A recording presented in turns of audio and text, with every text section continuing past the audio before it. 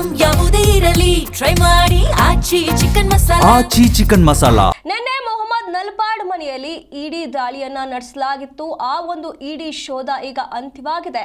ಸತತವಾಗಿ 21 ಗಂಟೆಗಳ ಸುದೀರ್ಘ ಶೋಧ ಕಾರ್ಯವನ್ನ ಮುಗಿಸಿ ಈಗ ಇಂದು ಮುಕ್ತಾಯವಾಗಿರುವಂತದ್ದು.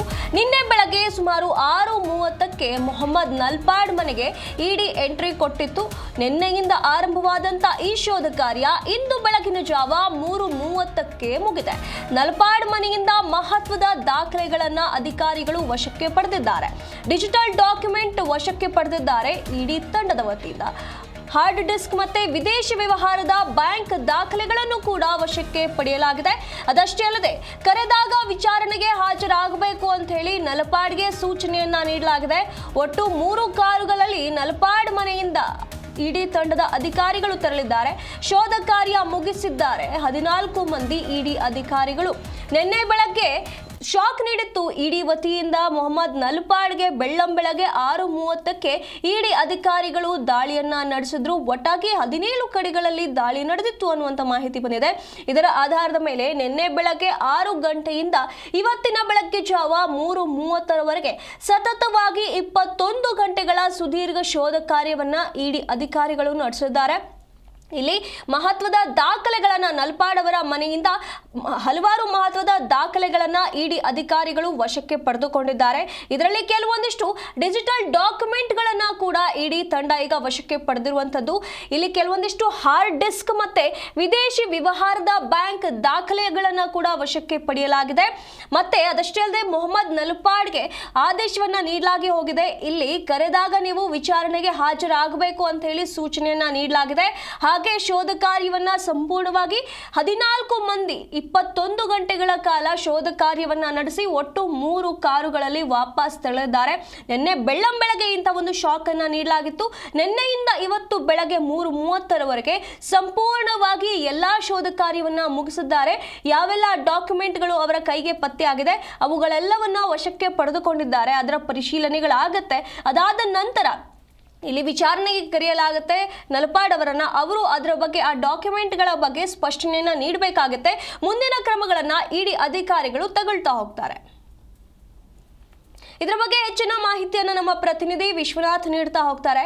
ವಿಶ್ವನಾಥ್, ನಿನ್ನೆ ಬೆಳಗ್ಗೆ ಏನು ನಲ್ಪಾಡ್ ಅವರ ಮನೆಯಲ್ಲಿ ಇಡಿ ದಾಳಿ ನಡೆದಿತ್ತು. 21 ಗಂಟೆಗಳ ಕಾಲ ಸುದೀರ್ಘ ಶೋಧ ಕಾರ್ಯದ ನಂತರ ಏನೆಲ್ಲ ಸಿಕ್ಕಿದೆ ಹಾಗಾದ್ರೆ?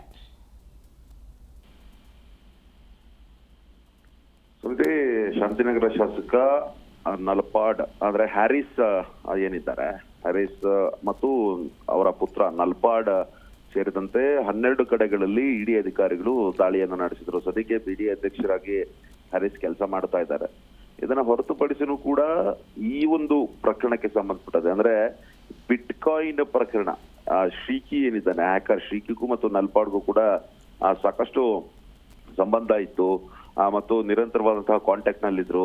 ಆ ಬಿಟ್ಕಾಯಿನ್ ಗಳನ್ನು ನಲ್ಪಾಡ್ಗೆ ಕೊಡಲಾಗಿತ್ತು ಅನ್ನೋ ಒಂದು ಆಂಗಲ್ ನಲ್ಲಿ ಸಾಕಷ್ಟು ಆರೋಪಗಳು ಕೂಡ ಇದ್ವು. ಈಗಾಗಲೇ SIT ಕೂಡ ತನಿಖೆಯನ್ನು ನಡೆಸ್ತಾ ಇದೆ. ಇದು ಹೊರತಾಗಿನೂ ಕೂಡ ಖುದ್ದು ಅಂದ್ರೆ SIT ಇದುವರೆಗೂ ಕೂಡ ಯಾವುದೇ ರೀತಿಯಲ್ಲೂ ಕೂಡ ಚಾರ್ಜ್ ಶೀಟ್ ಅನ್ನ ಸಲ್ಲಿಕೆ ಮಾಡುವಂತದ್ದಾಗಿರ್ಬೋದು, ಇದು ಯಾವುದನ್ನೂ ಮಾಡ್ತಾ ಇಲ್ಲ. ಈಗ ಖುದ್ದು ಇಡಿ ಅಧಿಕಾರಿಗಳು ಅಖಾಡಕ್ಕಿಳಿದಿದ್ರು. ನಿನ್ನೆ ಬೆಳಗ್ಗೆ 6:30 ಸುಮಾರಿಗೆ ಏನು ಅಶೋಕನಗರ ಪೊಲೀಸ್ ಠಾಣಾ ವ್ಯಾಪ್ತಿಯಲ್ಲಿ ಇರುವಂತಹ ಈ ಹ್ಯಾರಿಸ್ ಮನೆ ಏನಿದೆ ಅಲ್ಲಿಗೆ ಬರ್ತಾರೆ ಮತ್ತು ನಲ್ಪಾಡ್ ಮನೆಗೂ ಕೂಡ ದಾಳಿಯನ್ನು ನಡೆಸಿ ಅಲ್ಲಿ ಪರಿಶೀಲನೆ ನಡೆಸಿರುವಂತದ್ದು. ಸತತವಾಗಿ 21 ಗಂಟೆಗಳ ಕಾಲ ಪರಿಶೀಲನೆ ನಡೆಸಲಾಗಿರುವಂತದ್ದು. ಅಂದ್ರೆ 14 ಅಧಿಕಾರಿಗಳ ತಂಡ ಎಂಟ್ರಿ ಕೊಡುತ್ತೆ ಮತ್ತು ಹಲವಾರು ಪ್ರಶ್ನೆಗಳನ್ನು ಕೂಡ ಕೇಳಿರುವಂತದ್ದು. ಅಂದ್ರೆ ಟೆಕ್ನಿಕಲ್ ಎವಿಡೆನ್ಸ್ ಗಳನ್ನ ಕಲೆಕ್ಟ್ ಮಾಡುವಂತಹ ನಿಟ್ಟಿನಲ್ಲಿ ಕೆಲವೊಂದು ಡಿವೈಸ್ ಗಳನ್ನು ಕೂಡ ವಶಪಡಿಸಿಕೊಂಡಿದ್ದಾರೆ ಅಂತ ಹೇಳಲಾಗ್ತಾ ಇದೆ. ಮತ್ತು ಕೆಲವೊಂದು ಮಹತ್ವದ ದಾಖಲೆಗಳು ಅಂದ್ರೆ ಅಂತಾರಾಷ್ಟ್ರೀಯ ಮಟ್ಟದಲ್ಲಿ ಏನಾದರೂ ವ್ಯವಹಾರಗಳು ನಡೆದಿರುವಂತಹ ಹಿನ್ನೆಲೆಯಲ್ಲಿ ಆ ಆಂಗಲ್ ಅಲ್ಲೂ ಕೂಡ ಕೆಲ ಪರಿಶೀಲನೆ ನಡೆಸಲಾಗಿದೆ. ಮತ್ತೆ ಅದೇ ರೀತಿಯಾಗಿ ಕೆಲವೊಂದು ಪ್ರಶ್ನೆಗಳನ್ನು ಕೂಡ ಕೇಳಲಾಗಿರುವಂತದ್ದು. ಕೆಲವೊಂದು ದಾಖಲೆಗಳನ್ನು ಕೂಡ ತೆಗೆದುಕೊಂಡು ಹೋಗಿದ್ದಾರೆ. ಅದನ್ನ ವೆರಿಫೈ ಮಾಡಿ ತದನಂತರ ಏನಾದ್ರೂ ಕೂಡ ವಿಚಾರಣೆಗೆ ಅವಶ್ಯಕತೆ ಇದ್ದ ಸಂದರ್ಭದಲ್ಲಿ ನಾವು ಕರೀತೇವೆ, ಆ ಟೈಮಲ್ಲಿ ಬನ್ನಿ ಅನ್ನೋ ಒಂದು ಆಂಗಲ್ ಅಲ್ಲಿ ನಲ್ಪಾಡ್ ಆಗಿರ್ಬೋದು, ಹ್ಯಾರಿಸ್ ಆಗಿರ್ಬೋದು, ಇವರೆಲ್ಲರಿಗೂ ಕೂಡ ಸೂಚನೆಯನ್ನ ಕೊಟ್ಟಿರುವಂತದ್ದು.